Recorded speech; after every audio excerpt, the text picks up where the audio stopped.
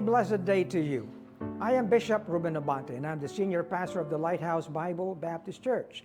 I'd like to invite you now to be with us as the message of the Word of God is preached from the pulpit. I'd like to turn you over now to our Lighthouse Coming Together, and I pray that you'd be blessed with the message.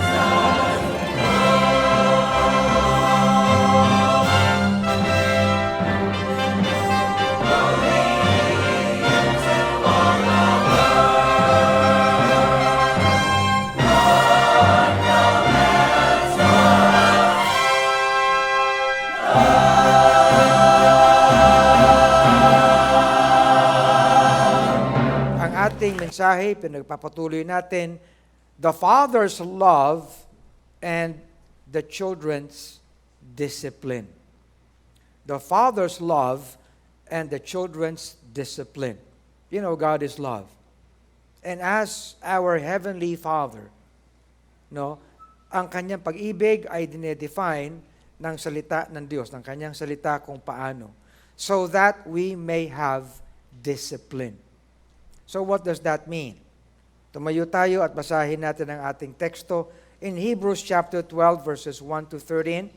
Ang sabi rito, wherefore, seeing also we are compassed about with so great a cloud of witnesses, let us lay aside every weight and the sin which doth so easily beset us, and let us run with patience the race that is set before us, looking unto Jesus, the author and finisher of our faith, who for the joy that was set before him endured the cross, despising the shame, and is set down at the right hand of the throne of God.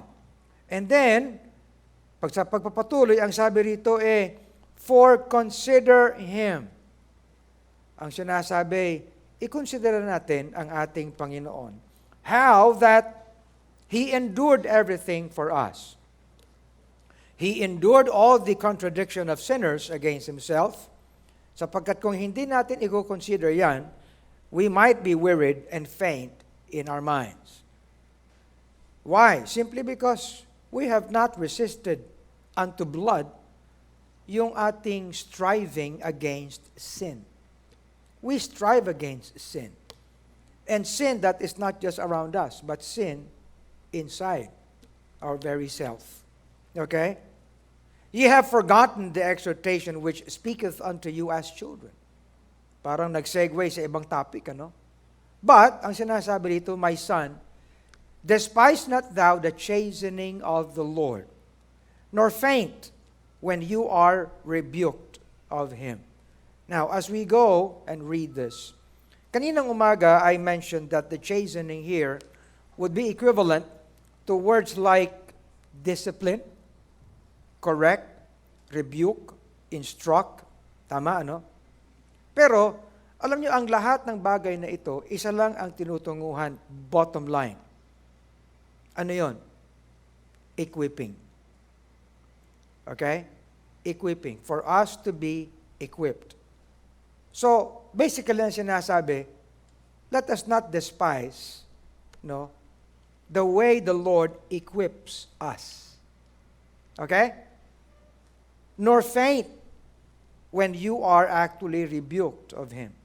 For whom the Lord loves, or the whom the Lord loveth, He equips. Hindi pala bagay na tayo iniiwan ng Panginoon, na gayon na lang. Ang lahat ng kanyang anak ay ini-equip niya. Okay? Now, even merong equipping na parang palo ang dating. Okay? If ye endure the kind of equipping, God dealeth with you as with sons. For what son is he whom the Father equips not? You follow? Okay. But if ye be without equipping, okay, whereof all are partakers, then are ye bastards and not sons. Whoa. Furthermore, we have had fathers of our flesh which corrected us for our equipping, and we gave them reverence or respect. Shall we not much rather be in subjection unto the Father of spirits and live like being equipped? O, di ba? For they, human fathers, that is, verily for a few days, equipped us after their own ways or pleasure. But God, He, for our profit, that we might be partakers of His holiness. Woo! Nagiging mas maliwanag para sa atin, di ba? Now, no ways of equipping for the present seemeth to be joyous, but grievous. Ang hirap kaya niyan, mag-training, di ba? In order for soldiers to really be equipped, to be strong, okay? Dadaan sila sa kung anong mga training. Ang hirap niyan. Okay? Grievous. Nevertheless, afterward, it yieldeth the peaceable fruit of righteousness unto them which are actually exercised by God's ways of equipping. Must make sense? Huh? Wherefore lift up the hands which hang down, and the feeble knees, and make straight paths for your feet, lest which is lame be turned out of the way, but let it rather be healed. Heavenly Father, thank you that once again, Lord, we can get to your word. Give us better understanding, Heavenly Father, of your truth in us, that we may indeed be what we should be, your people, your ecclesia, dear God, bearing your glory. And just bless us tonight. Thank you for everyone present, even those joining us through different platforms. This we pray in Jesus' name. Amen. Thank you. Please be seated. You notice, mga kapatid, na itong mensaheng ito ay parang iba ang development. Diba? Now, kasi nature natin na tingnan, mga kapatid, ang lahat ng uri ng pagdidisiplina as negative. Okay? Ang unang-unang words na natututunan ng mga bata ay ayaw. Correct? Ayaw. Pero tumitigil ba ang magulang? At pag sinabi ng batang maliit na ayaw, yun na lang yun? What do you think? Ha? Gumagawa ka ng paraan para magustuhan niya. Correct? Oo. Halimbawa, hindi ngumingiti yung apo mo. No? Parang poker face lang. Titingnan ka. Ang tagal ng tingin sa'yo. Wala lang. Anong gagawin mo? 'Di ba? Kikilitiin mo siya. 'Di ba? Yayanigin mo. Umimiti ka. Ganyan. Ganun eh. Ibig sabihin ba, pag sinimangutang ka, yun na lang yun? Correct? Oh. Ibig sabihin, mga kapatid, meron tayong dapat na response sa default ng tao. Ganyan ang ating Panginoon. At mind you, hindi lang tayo tumanggap kay Kristo para wala lang. Nung tinanggap natin siya, totoo mga kapatid, na tayo ay pinag-isa sa Kanya. Siya'y buhay. Okay? Ginoin tayo sa Kanya, kaya may buhay na walang hanggan tayo. At ang Kanyang Espiritu ay nanahan sa atin. Ang Kanyang katotohanan ay nagkaroon ng magandang pagkilos sa atin. Ang Kanyang biyaya, no, ay nagbibigay sa atin ng kakayanan. Alam niyo, mahirap sundin ito eh. Mahirap. Pero kapag halimbawa, nakita natin na sa pagbabasa natin, pag-aaral natin, na yun ang kalooban ng Panginoon, at sabi natin, Panginoon, gusto kong gawin ito. Yun ang pananampalataya. At the moment na sinabi mo, gusto kong gawin, Panginoon, it is my desire, alam mo gagawin ng Espiritu? Bibigyan Kanya ng biyaya para maikilos mo. Yun ang biyaya. At nagiging discipline mo yun. You understand? Okay. Now, maraming tao hindi nakakaintindi niyan. Subalit, may mga pagkakataon, ang hirap talaga. Yun lang magkaloob ka, ang hirap gawin yan. Subalit, ginagawa mong masigasig ang sarili mo sapagkat alam mo na yun ang kalooban ng Panginoon. Okay? At kahit na mahirap, ay nagiging kasanayan mo. Tama? Nagiging kasanayan mo. Ano yun? Nag-exercise ka eh. At habang ikaw ay kumikilos ang ayon diyan, no, lumalakas ka. Tama? Pag nagsimula ka at hindi mo itinuloy, hindi ka magkakaroon ng lakas. You understand? Ha? Kapag inisip mo na hindi mahalaga yan, talagang wala kang magiging simulain. Iisipin mo na kulang ang Diyos. Hindi kulang ang Panginoon. Nasa atin siya eh. At ang lahat ng bagay na ito'y dala ng Kanyang pag-ibig sa atin. Puspos na pag-ibig. Kaya gayon na lang ang emphasis ng salita ng Diyos sa malawak na pag-ibig ng Panginoon.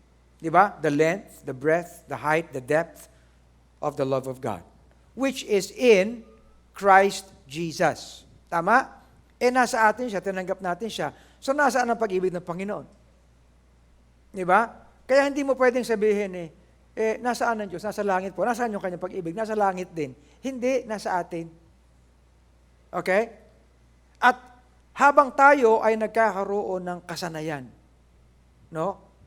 Yung impact, yung pinaka-essence ng pag-ibig na yan, ay kumikilos sa atin. Okay? Kaya dinaan na natin ilang mga puntos kanina. No? Sa kanyang pag-ibig, it brought us His ultimate sacrifice of love. Hindi maaari na nag-extend ang Panginoon ng sacrificial love at wala pa sa atin. Listen very carefully. Hindi maaari na ibinigay niya na ang kanyang bugtong na anak at kanya nang in-extend ang sacrificial love na wala pa sa atin hanggang ngayon na tinanggap natin si Kristo. Definitely that love is in us. You realize that? Okay? Now, so, hayag na yan, mga kapatid. Now, and then, He brought us the privilege of sonship. Na sa kanyang pag-ibig na ito, hindi lang niya tayo inabot, kundi ipinutong pa niya tayo sa ibabaw ng bato. You know what I'm saying? Ha? Inabot niya tayo sa miry clay of sin and set our feet on a rock. Okay? Hindi lang niya tayo niligtas at hinango, kundi inilagay niya tayo sa isang pedestal. Anong pedestal yun?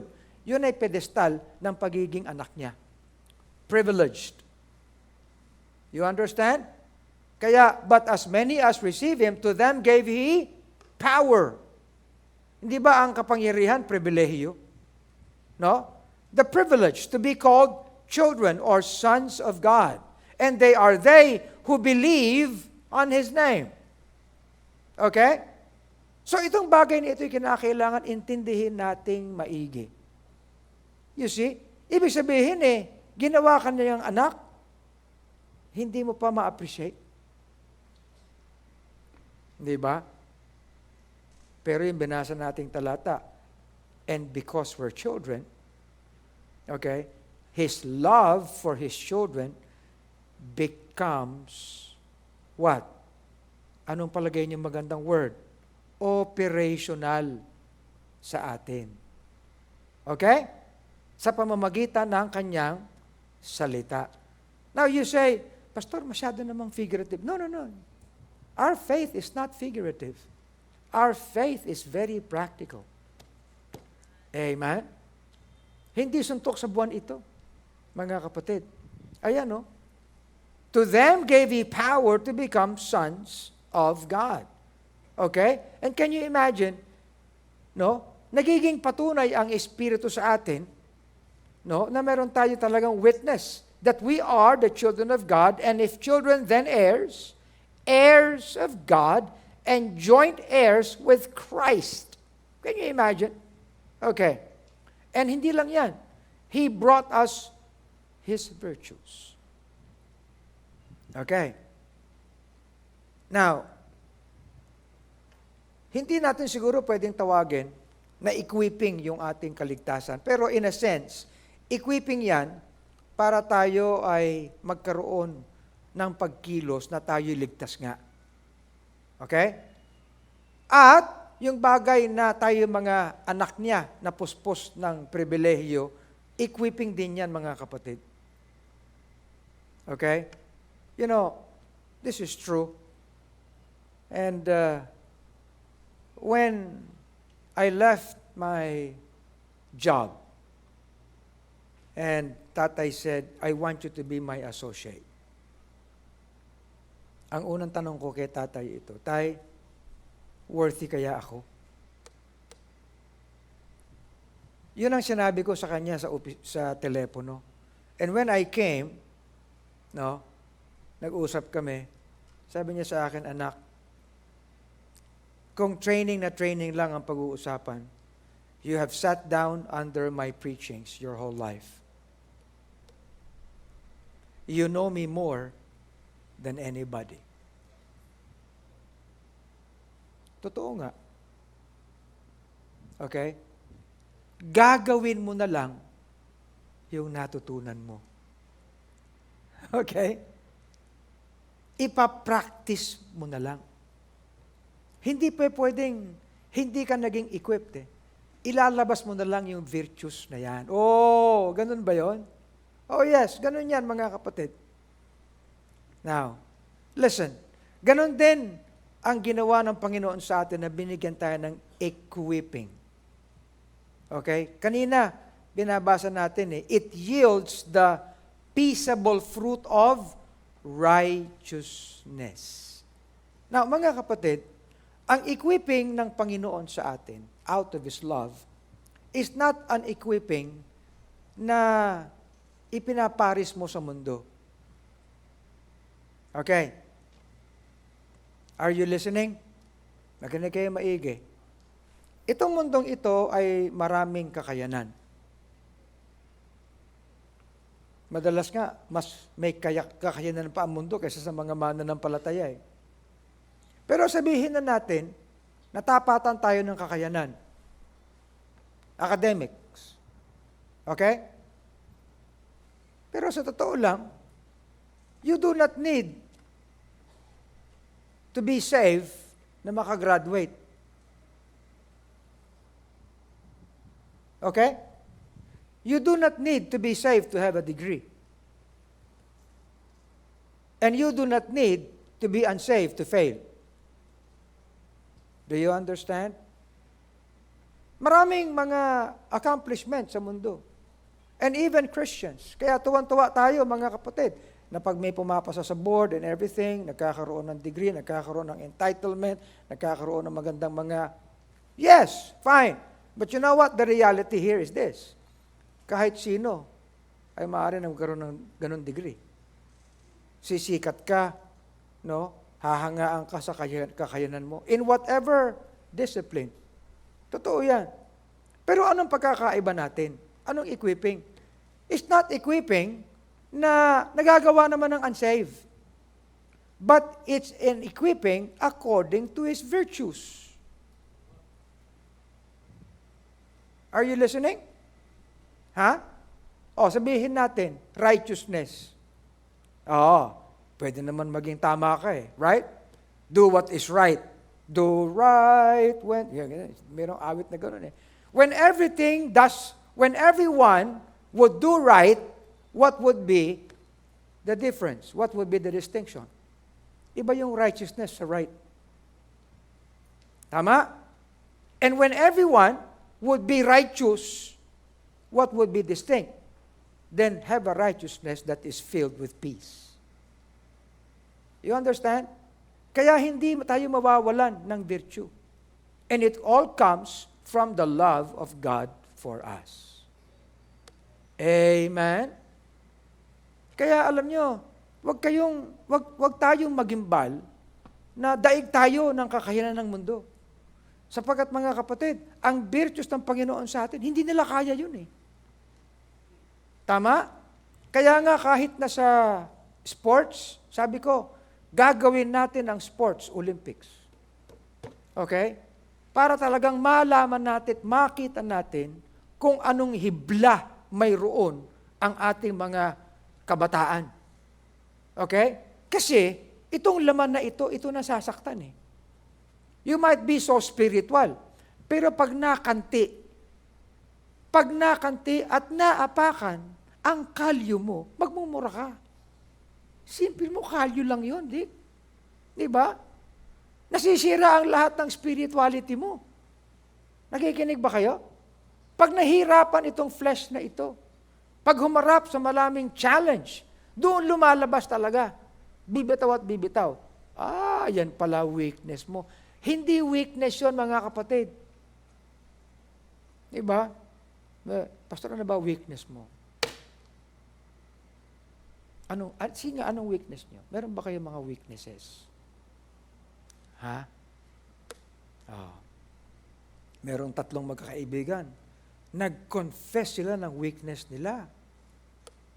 Sabi ikaw naman, nagsabi na kami ng weakness namin. Ano bang, ikaw may weakness ka ba? Meron din eh. Pero ibang klase yung weakness ko eh. Ano yung weakness mo? Pare, ang weakness ko, kapag may nalalaman akong sikreto, ang weakness ko, hindi ko maitago. Marites pala siya. Okay. Pero alam nyo tayo ay ini-equip din na kahit sa kalagitnaan ng mga weaknesses na ito, maka-overcome tayo sa pamamagitan ng virtues. Amen? Abe, mga kapatid, mahirap yan kung kaya nga deliberate Tama? Pag napapagod tayo, napupuyat tayo. Kaya ako, marami na ako nasabihan Pag sinasabi, Pastor, wala akong tulog ngayon Okay lang yan, kapatid. Isipin mo, hindi na baling wala kang tulog kasi wala kang gising. Tama ngayon, sabing ganyan. Nakaka-overcome ngayon sila. Di ba? But anyway, the virtues. Meron ba tayo nun? Di ba? May galing ka nga. Pero meron ka bang virtue sa galing? Now, mga kapatid, ito. kahit sa kalagitnaan ng mga negative na bagay, makakaahon din tayo sa equipping na yan. Tama? It does not actually mean na ikaw ay inequip lang para manalo. Kundi, kinakailangan din tayo may equipping sa pagkatalo. Tama? Maraming mga tao, they do not want to go into competition. Why? Because they are poor losers. Anong tawag dyan? Ha? Sore losers, di ba? Ano ba? Sore o sour? Minsan, maasim din talaga no? Okay. Sapagkat hindi tayo equipped para tumanggap ng pagkatalo. Come on. Think about it. Di ba? Nawalan ka. Nawalan ka. Hindi mo matanggap na walang ka. Kita nyo, that Christ may dwell in your hearts by faith. And by faith means, for whatever comes to your life, you can do according to this.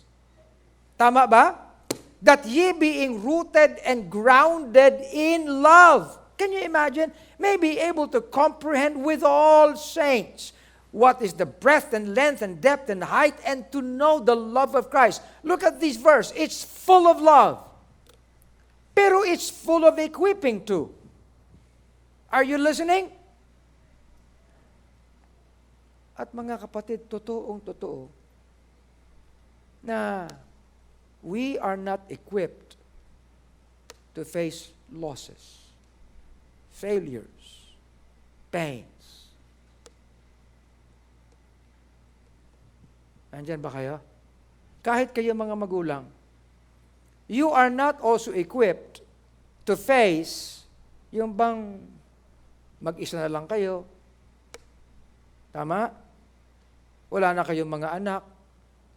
But are we also equipped to face when children would run away from us? Would leave us alone? Ha? Anong gagawin? Kayong mga tatay dito na puro babae ang anak, ewan ko ba sa inyo? Are you actually equipped to let go of your daughters? Oh, isipin, maya. Panginoon, turuan mo po ako. Di ba? Hinarap ko din yan eh. Oh, paano? Eh ba, Tony, hinarap rin, ano? Naubos na ngayon. Ubos na. Sinil kaya? Mababa ang luha nito eh. Kaya nito? Di ba? Pero mga kapatid, nasa pag-ibig ng Panginoon yun eh. You understand?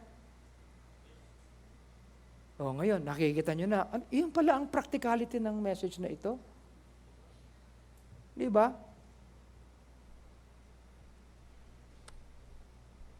Alam niyo, tinuruan ako ng Panginoon to face losses. And the biggest of which when I thought that I lost tatay. Paano na? Was so hard. Nawalan na ka na ng tatay, nawalan ka pa ng pastor, ang bigat pang dalhin ng eklesiya. Saan tayo pupunta niyan, Moses? Di ba? Mabuti lang sana kung kumpanya lang ito, okay na okay lang. But come to think of it, many years have passed already. And we're here. Amen? You know why? Because we all need to be rooted and grounded in love. Right?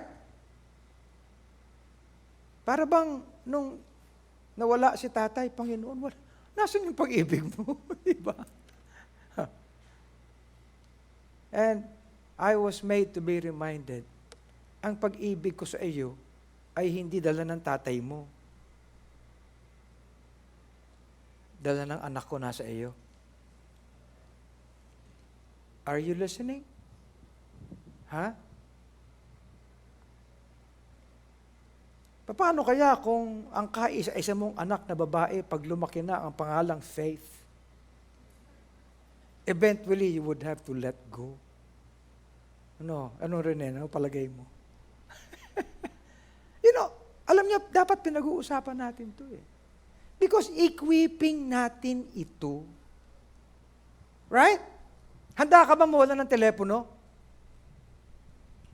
Ha? Maiwan mo nga lang yung telepono mo, hindi ka na mapakali. Oh.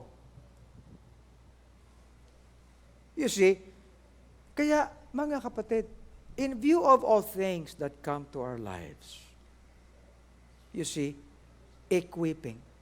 And all these things that come our way, be they hirap, let's endure. Sapagkat in the exercise, anumang method ng equipping, this word has for us. And if we endure. Amen? Kaya nga palagi tayong nire-remind, everything already has been given to us. Amen? Ayan all things that pertain to life and godliness. And don't you ever tell me na ang buhay ay puro up lang, walang down. Correct? And in which area does godliness really shine? In the midst of darkness. Correct? Hindi ka pwede maging godly. Sa bagay na lahat naman kaya we face these things. It's a matter of equipping, that by these ye might be partakers of the divine nature. And then, kanina natigil tayo dito. His love brings to us the perfection. And the perfection of His love. You see? Now, mga kapatid, merong iba't ibang mga spiritual process that perfection comes to us. Perfected. Sa arts, ang sinasabi, practice makes perfect. Kaya yung perfection ng pag-ibig ng Panginoon, kailangan din ng practice. Okay? We actually became perfected in Him by the declaration that we have been justified. But the sanctification that we are in is a process that comes. Amen? So that we may indeed be set apart, perfected for Him. Amen? The loop is complete. You see? Perfection. Pero, hindi yan. Ito na ang mensahe natin ngayon. The Father's love brings us the discipline of such love. Okay? So, ang pagkakaiba, ang pag-ibig pala ng ating Heavenly Father is not simply a love that provides. And He has provided us all things. Amen? Provided us all the things out of our needs. Okay? And not just that. Provided even aboundingly so that we can go and abound. Pero, mga kapatid, there is an area of discipline out of that love. Kaya ito, balikan natin. Whom the Lord loves, He extends His method of equipping. Good? Diba? Na may professor ako Ngayon, kaibigan ko. Binibiro ko nga ka-golf ko pa siya. Sabi ko, Hermie, ikaw, binigyan mo ako ng incomplete Binigyan kita ng incomplete? Oo, siyempre, kinumpleto ko. Pero pinahirapan mo ko Sabi ko, pinahirapan. Nag-golf kaming dalawa. Kabarkada ko na ngayon kami, alam niyo, ewan ko ba, pero sa pamantasan rin kami, pagkatapos doon, mga Parang first name lang eh. Nung professor, sir. Hindi, no. Oh. Pinahirapan mo ako, binigyan mo ako. Kung binigyan man, hindi niya maalala. Kung binigyan man kita, di ang galing-galing mo. Mas magaling ka pa nga sa akin ngayon. Sabi niya. Well, sometimes we need to really think about it. Kaya wag natin i-despise o isasantabi at wag pagpapahalaga. Wag natin na hindi pinagpapahalagahan ang bagay na ito. Amen ba? Kahit mahirap magstay awake sa preaching. Naku, you have to stay awake. Yan. Kahit mahirap at gutom na gutom ka na. Oo. Di ba? Dumukot ka lang ng konting biskwit, okay na yan. Okay? If ye endure God's method of equipping. God deals with you as with sons. Diba?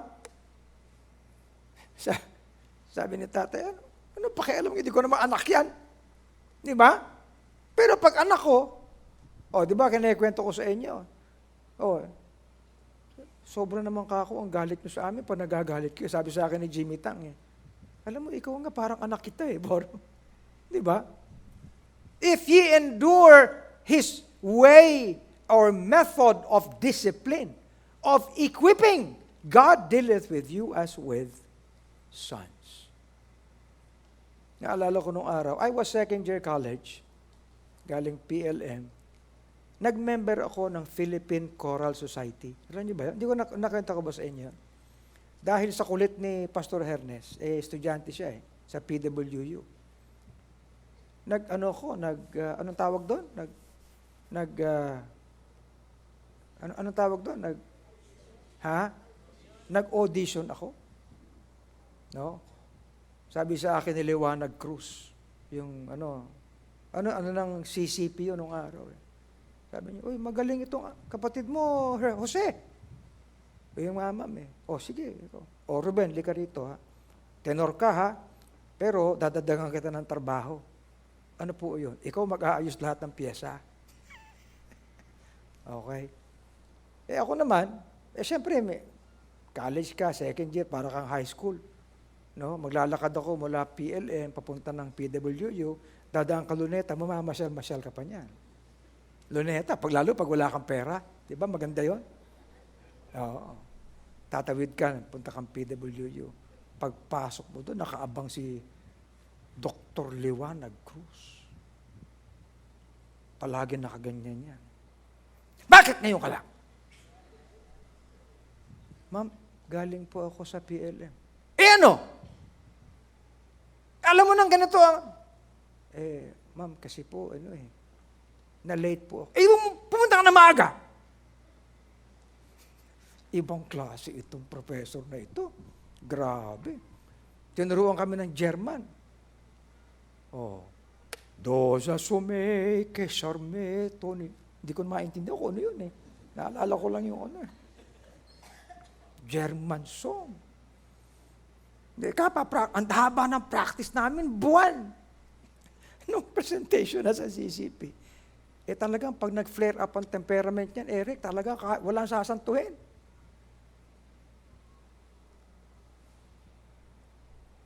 Lumayas yung orchestra. Ganon kalupit yun. Anyway, pero alam niyo, natuto ako Kaya, ganyan na nangyari sa choir. Naging malupit ako sa choir. Anyway. But sometimes, these difficulties, we need them so we may be equipped. Okay? If you be without this method of chastisement in the love of God, whereof all are partakers, then are ye bastards and not sons. Tama? Alam niyo, ito napakaganda nito And we need to accept this as God's truth. Amen ba? Mga kapatid, sabi nga ni tatay nung araw, alam niyo, think of it this way. This is our only hell. Tama? Abay, langit na tayo, glory na eh. Aayawin mo pa? Pagkatapos, if you go and endure these things, abay, come on, there is more glory to it. You see? Shall we not rather be in subjection unto the spirits, Father of spirits, and be equipped in all things?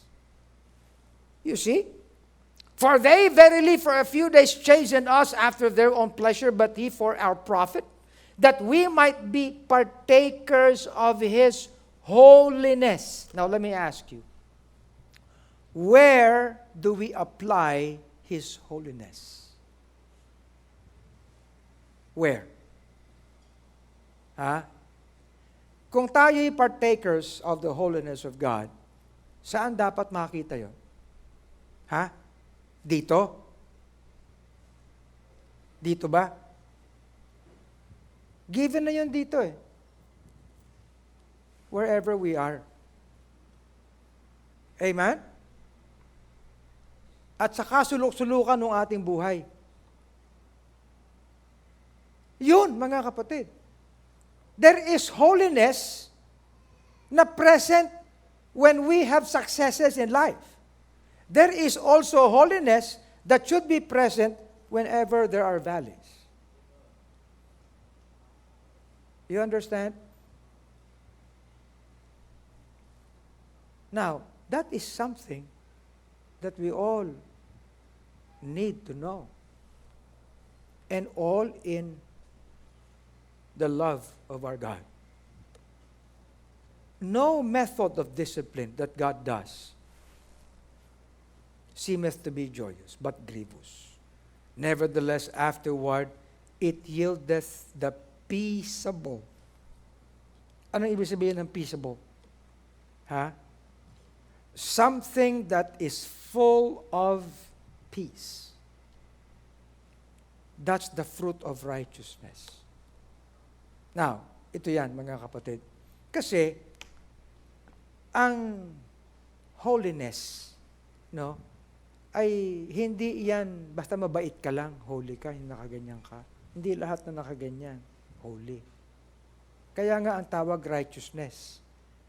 At pinag-uusapan natin some weeks back, we should be filled with works of righteousness. Tama? In many areas, kailangan, meron tayong works of righteousness. Pero, sa bawat gawa ng righteousness, hindi rin nawawala ang pagiging peaceable. Okay? Alam nyo, itong bagay na ako ay nagiging involved sa maraming mga, tinuturuan ako upang magkaroon ako ng peaceable fruit of righteousness. Lalo pa na napapagod ka, naiinis ka. Lalo pag nako-confront ka ng maraming mga conflicts. Yung iba-iba sinasabi ng mga tao. You understand? When I came in sa PLM as president, nanggagaling ako sa negative na impression. Na what can we expect out of the alumni? Matagal nang wala yan eh. Matagal nang away lang yan, puro politika. You know? But something's changed. You see?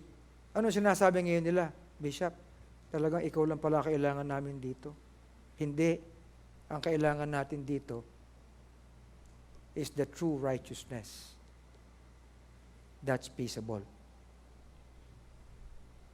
Can we apply that? Minsan agaw tayo ng agaw ng mga platforms. Yan ang sinasabi ko mga kapatid. Hindi naman natin kinakailangan ng mga entitlements or whatever. Ang kinakailangan natin, punuin natin ang lipunan natin ng virtues na ito. Love not the world, neither the things that are in the world. If any man love the world, the love of the Father is not in him. Now, hindi ko sinasabi na wag na kayo mag-business, wag na kayo magkaroon ng degrees, wag na kayo ng... No, hindi ko sinasabi yan. Ang sinasabi ko, you take this, okay, and you take all the endurance that we all should have. Amen? And let us show to the world the virtues of God that we have. Amen? All that is in the world, the lust of the flesh, the lust of the eyes, the pride of life, is not of the Father, but is of the world. And the world passeth away, and the lust thereof. But he that doeth the will of God abideth forever. Amen ba? Now, it's not just only virtues. It's not just only virtues. When the Bible says it brings to us the love of God, it's not just showing virtue. It is also delivery. Delivery of such love. Sabi dito, and everyone that loveth him that begat, loveth him also that is begotten of him. By this we know that we love the children of God, when we love God and keep his commandments. And this is the love of God, that we keep his commandments, and his commandments are not grievous. Now, mga kapatid, yan ang pinakamahirap. Kaya maraming mga tao, mga Kristiyanong nagsasabi, ayaw maging Baptist. Kasi puro tayo Bible. Napaka-grievous nito. Okay? At kukuha pa sila ng kung ano ng mga translations and everything para maging magaan. Okay? Nung araw, sabing ganyan, kinakailangan pa magpipreach ka, maikli lang.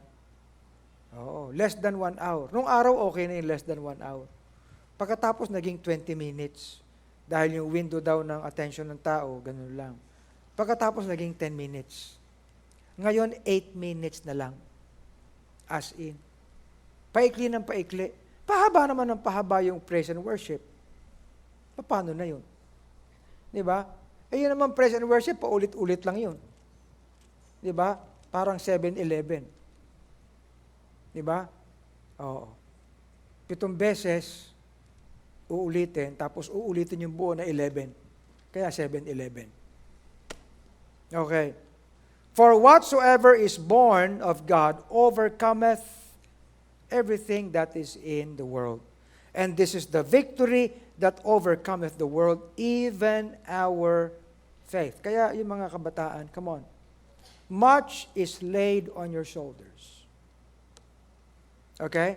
Kaya mahalaga, I meet with you tomorrow. Okay? Kaya, bigyan nyo ng kasigasigan yan. Wherefore, seeing we also are compassed about with so great a cloud of witnesses, let us lay aside every weight and the sin which doth so easily beset us. Tayo mismo ang magtatabi ng mga yan, so that we can run with patience the race that is set before us. You see? Now,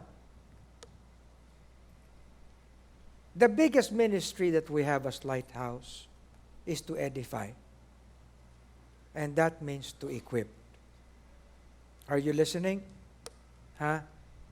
We are a church that is not built on programs. We are a church that is built on edification. Okay? Ano yung mga programa? Meron mga programa ng soul winning, meron programa ng giving, meron programa kung ano-ano, pero we are not built on those programs. Yan ang sinasabi ko sa mga ibang pastors. Sabi ko, alam niyo, meron kayong mga soul winning programs, and you think like titibay yung church nyo with those programs? No. Okay? Build them up in the Word. Okay? Meron pa mga pastors na, ewan ko ba kung bakit na engage sila sa mga mag-aaral pa ng Greek at ng Hebrew. Pagkatapos, ang kanilang mga messages, messages lang ng glossary. Ibig sabihin, puro ibig sabihin. Puro ibig sabihin. Pero walang practical na bagay. Dito, mga kapatid, edification ito. Being equipped. Being equipped to respond. being equipped to have a solution. Hindi nag-aantay ka lang ng, di mo yung panalangin naman, manalangin na lang tayo. Di ba? Hindi tayo ganun. Okay? Akala natin yun ang, no. Ang pinakamahalaga is the appreciation that His love is already in us. And with that love is His grace, and His truth, and His Spirit. Therefore, mga kapatid, we can actually have diligence. Amen? So, yun ang ibig sabihin yan. Kaya, tayo dito sa Lighthouse, sabi ko nga magpo-forward itong mga kabataan. Magsusurrender, magkukumit. Paano na pagkatapos? Diba? Tapos sabing ganyan, naku, marami na mag-aaral sa ating Bible College. Nag-aaral itong mga to. Patitigilin mo para mag-Bible College? Gumraduate kayo. Tapusin niyo yung pag-aaral niyo. Amen? Yun yan. Alam niyo, maganda na sa mga ganyang BHYC or what, or camp, or everything, marami kayong naririnig ng pastor. Di ba? Pero, ganun din naman sa mga restaurant Di ba? Lalabas ka, ang sarap ng restaurant. Pero saan ka talaga nanonorish? Sa bahay mo. Tama? Babalik at babalik ka. Bakit? Mauubusan ka ng pera kapag pupunta mo sa restaurant. Mauupos ka. Okay? Kumikita lang yung restaurant sa iyo. Kaya huwag kayong masyadong magpapadala sa kung anong bagay na yan. Ito ang gawain ng Panginoon. Amen? Kaya pumunta kayo bukas. Mahalaga ito. Sapagkat dito kayo maglilingkod sa Panginoon. At hindi bulag yan. Okay? Alam niyo, itong bagay na ito, kinakailangan, I should say this. Siyempre, amen kayo ng amen doon. Wow. Lalo na, kapag siyempre, kayo doon, tapos kayo mga kabataan, madadala kayo ng emotion, lalo na kapag magkakantahan pa lang, ang saya-saya nyo na Di kami ganyan magkantahan. Okay, sige, okay. Parang emote na emote ka. 2 linggo lang yan, wala na yan. Hindi ko naman sinasabi negatively. Ang sinasabi ko lang, what God has started in you, must go somewhere. Where would that go? In Proverbs, dito nang galing yan My son, despise not the chastening of the Lord, neither be weary of His correction. For whom the Lord loveth, He correcteth. Yan ang nakalagay sa pinaka-Old Testament. Even as a father, the son, in whom He delighteth. Kaya binabago ko yung mga words, not that I, violate the principles of, no, hindi yon. For us to have the real meaning sa ating buhay. Equipping. Di ba? Teaching is equipping. Correct? So, yun ang sinasabi natin. We all must turn out to be equipped. Teach me good judgment and knowledge, for I have believed thy commandments. Equip me. Equip me to have good decisions.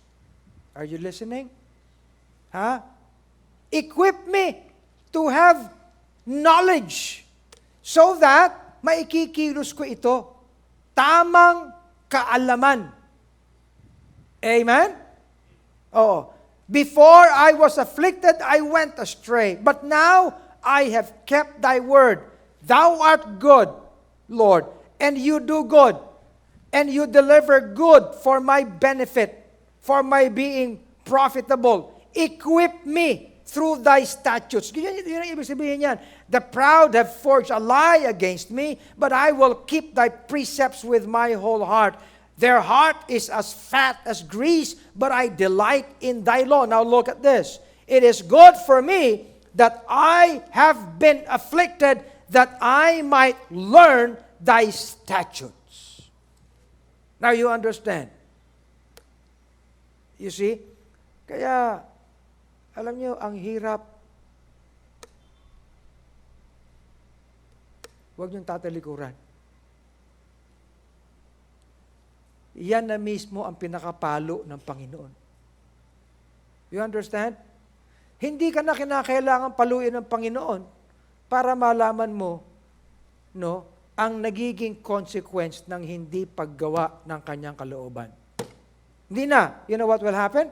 Pag hindi mo ginawa ang kanyang kalooban, your flesh will overtake you. Saan magsisimula yan? Sa isip. Sa isip. Kapag hindi natin pinagyaman ang ating kaisipan ng katotohanan ng Panginoon, tatanggap na naman tayo ng basura sa isip natin. Correct? Ha? Tatanggap na naman kayo ng basura. One Sunday, Lord, I commit. Bukas, wala na, nakakalimutan mo na yun. Manood ka na ng Netflix, burado na lahat yung narinig mo eh. Oh, di ba? So, yun mismo ang ating pinagyayaman. Kaya minsan, it is better for us to go through difficulties and challenges in life para hindi natin makalimutan.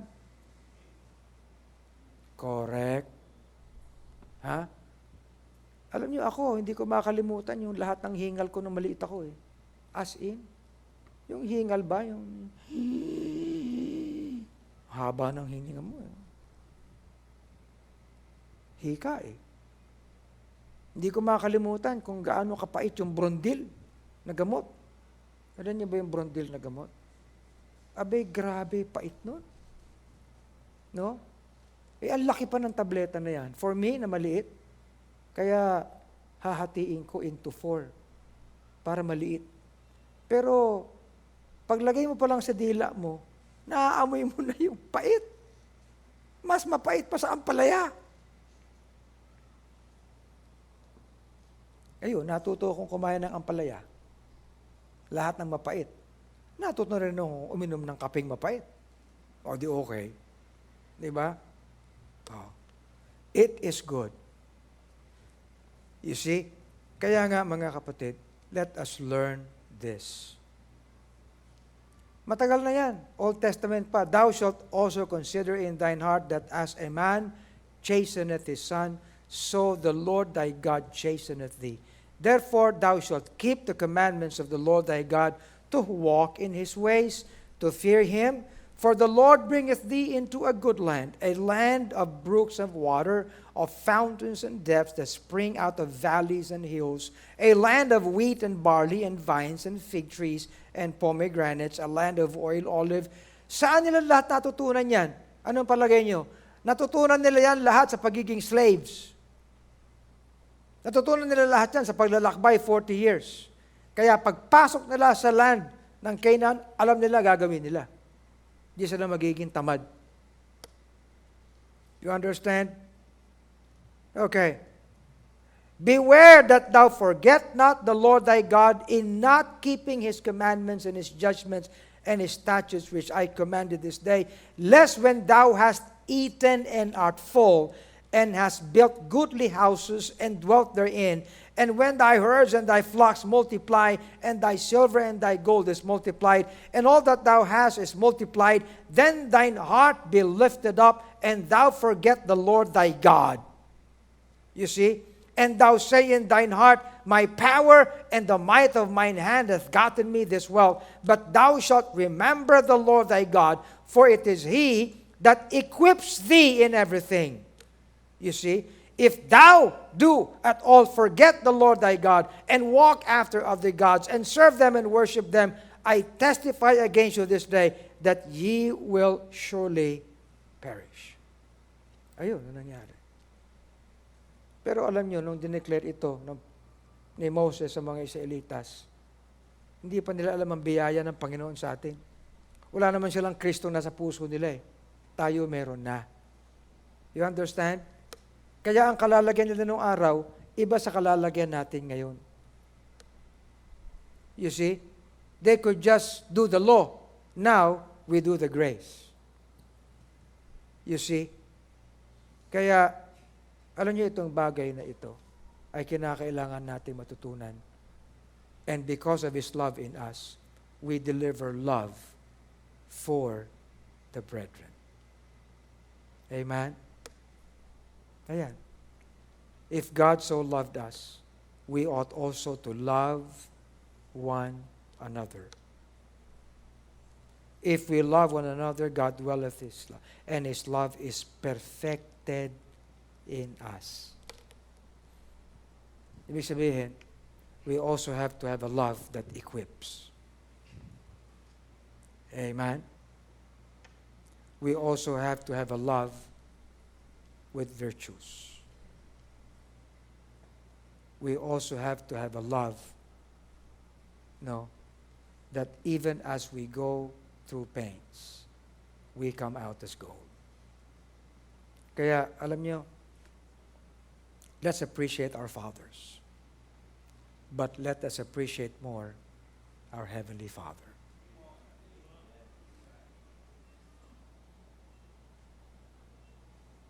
I trust in God. I know He cares for me.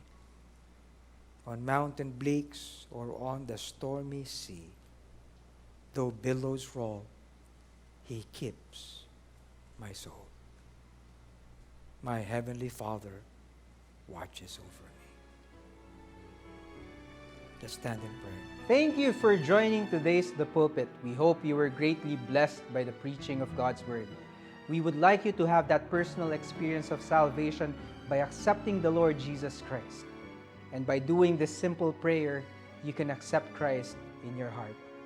Our dear Lord and Heavenly Father, thank you for the opportunity of salvation. I know I do not have the capacity in me to save myself from the damnation of sin. I accept you as my personal Lord and Savior. In Jesus' name, amen. The Bible says, if ye have prayed this prayer, but as many as receive Him, to them gave He power to become the sons of God. And the Bible says, he that hath the Son hath life. If you would like to know more about the Bible, send us a message via Facebook at Lighthouse BBC FB page or via text message at 0928-522-2683. We'd like you to continue growing in Christ, so we invite you to join our coming together every Sunday at 9 in the morning and 4 o'clock in the afternoon.